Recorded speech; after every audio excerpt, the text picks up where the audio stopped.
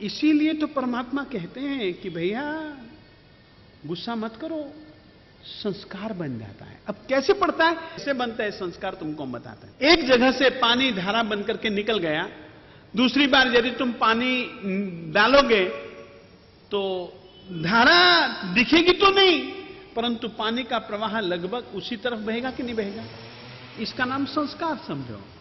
और ये संस्कार अपने को क्षीण करने, अपने को ये संस्कार पैदा होने वाले हों दबा दो।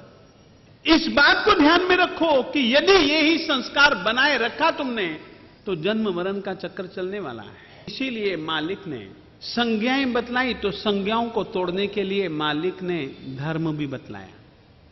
जैसे कि तप है, आहार संज्ञा के क्षय के लिए, आहार संज्ञा को मंद करने के लिए दान है। परिग्रह संज्ञा जन्मों जन्मों से जुड़ी हुई है। परिग्रह मूर्छा, लोभ, उसको कम करने के लिए मालिक ने दान। तो परिग्रह संज्ञा के मंदता के लिए, परिग्रह संज्ञा की क्षीणता के लिए दान धर्म हो गया। फिर है शील धर्म, 4 प्रकार का दान, शील, तप, भाव। शील किस लिए? जन्मों जन्मों से हमारी आत्मा के साथ जुड़ी हुई है मैथुन संज्ञा, जो कि हमको व्यभिचार, दुराचार इत्यादि के लिए, वासना के लिए हमको प्रेरित करती रहती है।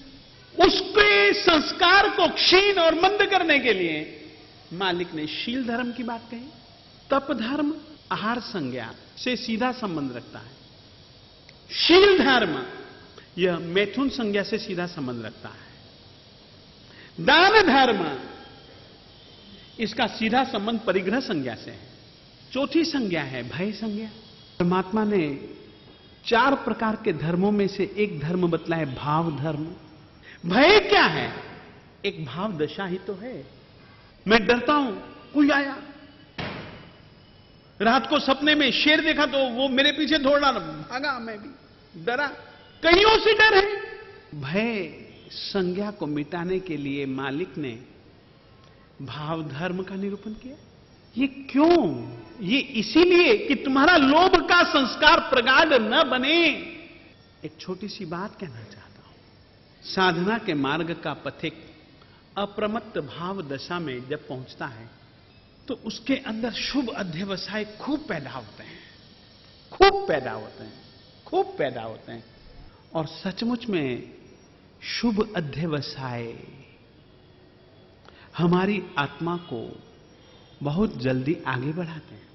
कर्मों की बेड़ियों को तोड़ने वाली सबसे अच्छी चीज अगर कोई है, आसान, और जिसको तुम हमेशा पकड़ करके रख सकते हो, हमेशा जिसको पकड़ करके रखने में तुम्हें कहीं तो कोई तकलीफ ही नहीं, वो चीज है भाव धर्म।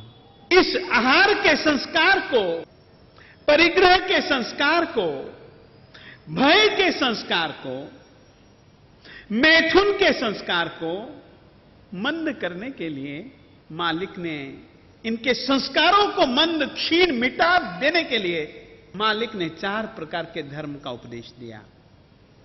मगर इन चीजों का अभ्यास करना पड़ेगा। तुम लोग सोचो, सच सच कहना, तुम लोगों का खाने को लेकर के अभ्यास ज्यादा है या तप को लेकर के अभ्यास ज्यादा है ना?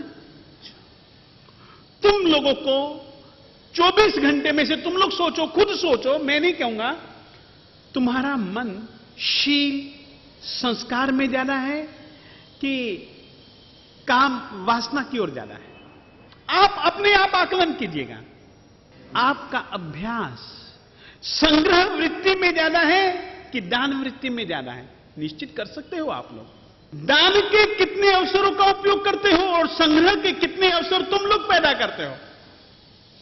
है उनका तो फायदा उठाना ही उठाना है, और नए पैदा करने में भी आप अपनी अक्ल लगाते हो। इससे क्या होता है? परिग्रह संज्ञा पुष्ट होती है। दान के अवसरों को हम चूक जाते हैं, परिग्रह के अवसर को कभी हम चूकते हैं? ये क्या हुआ? लोभ का संस्कार प्रगाढ़ बनाया तुम लोगों ने। फिर तुम चाहे मुक्ति की बातें जितनी मर्जी करते रहो ना, उन मुक्ति की बातों से उतना लाभ शायद ना हो पाए जितना कि तुम तुम्हारे संस्कारों को परिवर्तित करो। संस्कारों के परिवर्तन से, विचारों के परिवर्तन से, और इतना ही नहीं मेरे देवताओं, विचारों के परिवर्तन के साथ साथ तुम्हारे जीवन का व्यवहार बदल जाएगा और उसी परिवर्तन से हम लोग आगे बढ़ जाते हैं।